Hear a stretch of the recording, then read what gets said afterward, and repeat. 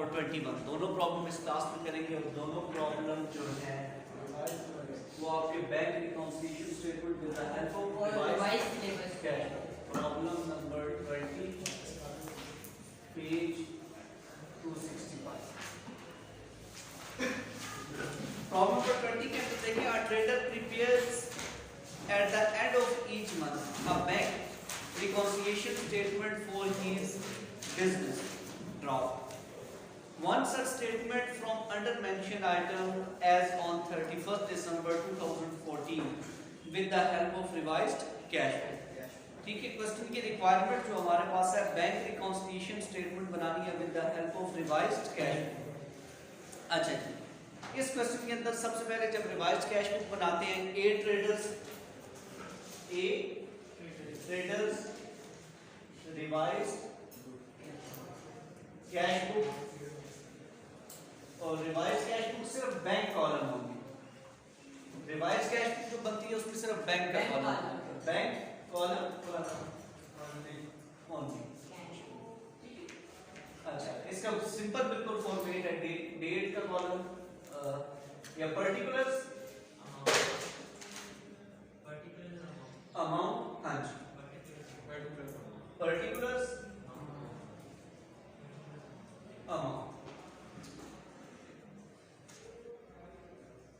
Simple format है debit and credit. और ए trader के साथ बैंक रिकॉन्सिलिएशन स्टेटमेंट का भी फॉर्मेट बना लें, a traders bank reconciliation statement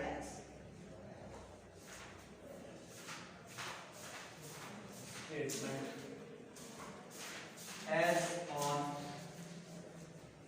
December 31st 2014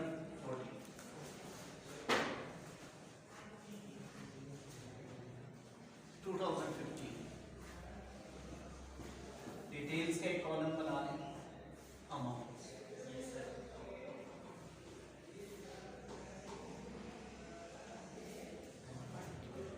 चीजें यहाँ पर बैलेंस जो गिवन बैलेंस होगा उसमें ऐड, कुछ चीजें गिवन बैलेंस में लेस। चलिए प्रॉब्लम स्टार्ट करते हैं। इसमें देखेंगे सबसे पहले ट्रांजैक्शन नंबर जो 2 है 3 और 2, 3 और 6 को सर्कल करें। मैं बताऊँ 2, 3 और 6 आपको पता लगना चाहिए। आपने अगर बैंक रिकॉन्सिलिएशन स्टेटमेंट के क्वेश्चन किए हैं, ठीक है, बस उसके ऊपर प्रैक्टिस चाहिए आपको, ठीक है। अच्छा, क्योंकि रिवाइज्ड कैश बुक में तो कोई चीज हम ऐड नहीं करते, कुछ लेस नहीं करते, ठीक है। इसमें तो सिर्फ मैंने आपको बताया कि रिवाइज्ड कैश बुक में सिर्फ वही ट्रांजैक्शन रिकॉर्ड होती है जो बैंक से पेमेंट हो रही होती है या बैंक जो रिसीट्स कर रहा होता है। बैंक की रिसीट्स एंड पेमेंट कहाँ पे रिकॉर्ड होती है? बैंक रिकॉन्सिलिएशन जो रिवाइज्ड कैश बुक, ठीक है। जब हमारे पास बैंक स्टेटमेंट आती है हम उसको कंपेयर करते हैं कैश बुक के साथ, फिर हमें जो बैलेंसेस में डिफरेंस होता है, ठीक है, बैंक बैलेंसेस का जो डिफरेंस होता है हमारी कैश बुक में हमारे पास बैंक कॉलम होता है ना, ट्रिपल कॉलम कैश बुक में, ठीक है। ट्रिपल कॉलम कैश बुक में हमारे पास एक बैंक का कॉलम होता है। बैंक स्टेटमेंट जब आती है तो हम कंपेयर करते हैं अब अपने बैंक बैलेंस को, ठीक है, और बैंक स्टेटमेंट के बैंक को, जो डिफरेंसेस होते हैं उन डिफरेंसेस को यहाँ पे हम रिकॉर्ड करते हैं, ठीक है।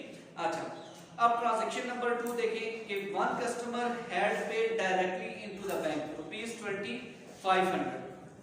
सबसे पहले तो हम यहाँ पर बैलेंस रिकॉर्ड करते हैं। ट्रांजैक्शन नंबर 6 में देखें bank balance as per the cash book ₹40,000 debit balance है या क्रेडिट बैलेंस है? बैंक का डेबिट बैलेंस है या क्रेडिट बैलेंस है? हमारे मींस के बैंक अकाउंट में 40,000 रुपया ऑलरेडी मौजूद है, पड़ा है, तो डेबिट बैलेंस, ओवरड्राफ्ट बैलेंस नहीं है, ओवरड्राफ्ट बैलेंस नहीं है, तो बैलेंस फेवरेबल बैलेंस है, बैलेंस, ठीक है। और इसकी अमाउंट है ब्रॉट डाउन 40,000। अच्छा, नेक्स्ट अब मैंने आपको जो ट्रांजैक्शन सर्कल बताई है, transaction number 2, one customer had deposited directly into the bank ₹2500 but it was not mentioned in the cash book। एक कस्टमर ने डायरेक्टली हमारे बैंक अकाउंट में 2500 रुपीज डिपॉजिट करा दिए, हमें उसका नहीं पता था। मैं एक ट्रेडर हूँ, मेरे 100 कस्टमर होंगे, 1000 कस्टमर होंगे, मेरे किसी एक कस्टमर ने मुझे पेमेंट करनी थी 2500, उसने मेरे बैंक अकाउंट में डायरेक्टली जाके 2500 डिपॉजिट करा दिया, मुझे नहीं पता था। ठीक है, अब जब मुझे पता लगेगा तो मैं उसको क्या करूंगा, अपने बैंक अकाउंट को यहाँ पर बैंक में 2500 इंक्रीज हो रहा है या डिक्रीज हो रहा है? ठीक है, तो 2500 यहाँ पे रिकॉर्ड करूंगा। ठीक है, और इसकी रीजन क्या है? Customer account.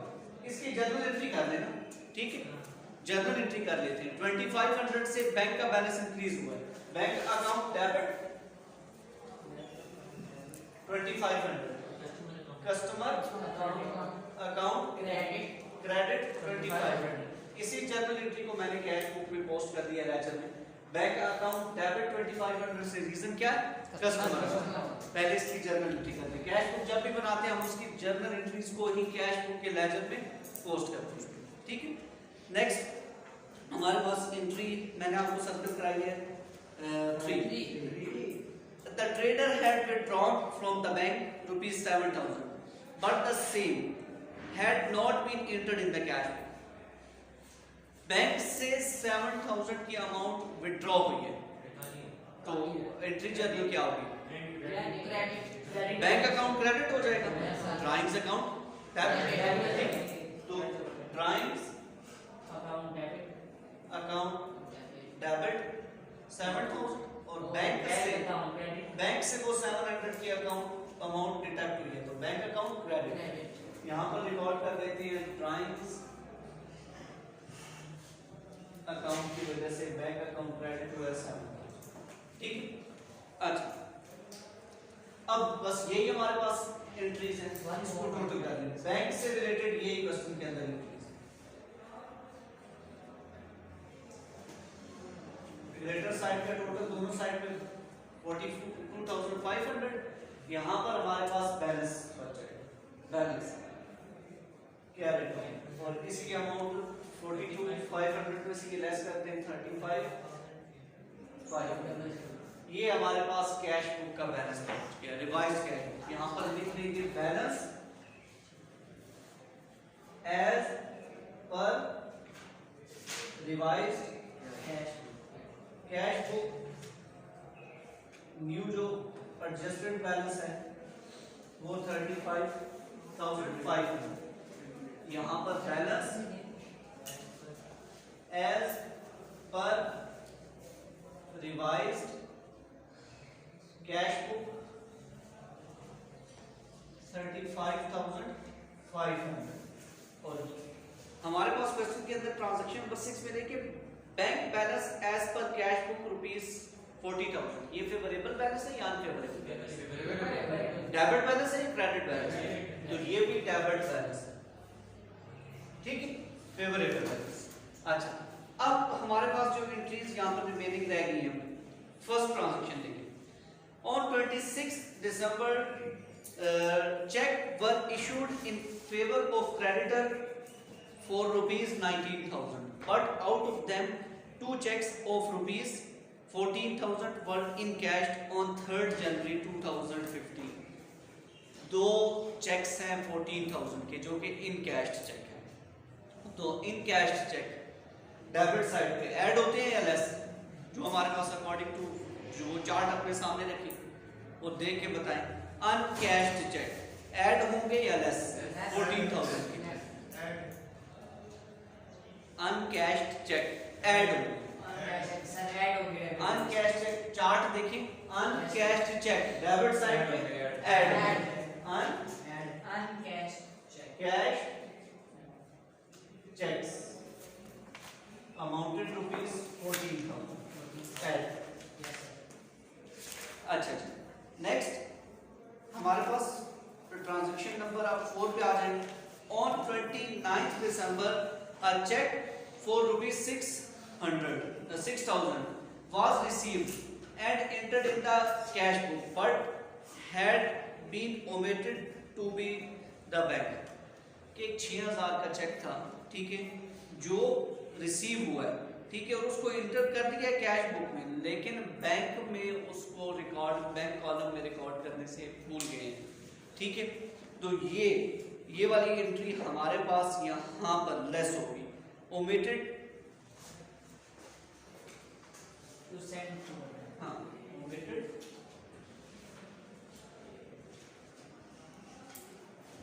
By the bank. हाँ ऐसे भी लिख सकते हैं, शॉर्ट इसको शॉर्ट फॉर्म में ओमिटेड बाय द बैंक ऐसे लिख सकते हैं, हाँ ओमिटेड बाय द बैंक। इसकी अमाउंट कितनी है 6000। उसके अलावा 5 एंट्री रहेगी on 27 December 2014 ₹350 were credited in the passbook as interest on deposit, but the same had been recorded in the cash book on 31st December 2014 कि 27 दिसंबर 2014 को 350 क्रेडिट किया गया है पासबुक में से एज इंटरेस्ट, ठीक है, on deposit, but the same had been recorded in the cash book, और उसको कैश बुक में फिर बाद में रिकॉर्ड कर दिया गया। तो मींस कि ये एंट्री एडजस्टेड है कि वो जो गलती हुई थी, वो जो एरर हुआ था, ठीक है, वो ठीक कर दिया गया है। उसको अगर not entered in the cash book में अगर वो एंटर ना हुआ होता तो अब हमें इस अमाउंट को भी यहाँ पर एडजस्ट करते हैं, ठीक है, लेकिन ऑलरेडी वो जो गलती हुई थी 27 दिसंबर को, वो 31 दिसंबर को खुद ही उन्होंने ठीक कर दिया। तो ये एंट्री इसके ऊपर क्रॉस लगाने, ये रिकॉर्ड नहीं करेंगे। तो सर ये यहाँ पे लिखने का मकसद क्या है? ये लिखने का मकसद यहाँ पर ये था इनका, ठीक है, कि स्टूडेंट्स इस अमाउंट को भी यहाँ पर क्वेश्चन के अंदर लिंक करेंगे। यस ठीक है, लेकिन जो 27 दिसंबर को गलती हुई है, ठीक है, जो रिकॉर्ड होना था वो जाके 4 दिन बाद 31 दिसंबर को उन्होंने रिकॉर्ड कर लिया। अगर नॉट एंटर्ड होता इन द कैश बुक तो फिर हम इसको भी एडजस्ट करते हैं। ठीक है, इनको टोटल करें और इसमें से 6000 की अमाउंट लेस करते हैं, और यहाँ पर हमारे पास देखिए ये अमाउंट रिकॉर्ड करें कितनी आ रही है, दोनों को ऐड करें 495 49,500 जी 49,500 balance as per revised passbook जी 49500 इसमें से लेस करें 6000 43,500 ये आपके पास balance as per revised passbook credit balance. ये आपका प्रॉब्लम नंबर 20 है जो हमने सॉल्व किया with the help of revised cash. कोई प्रश्न नहीं आता, क्लियर? अब हम स्टार्ट करेंगे प्रॉब्लम नंबर 21।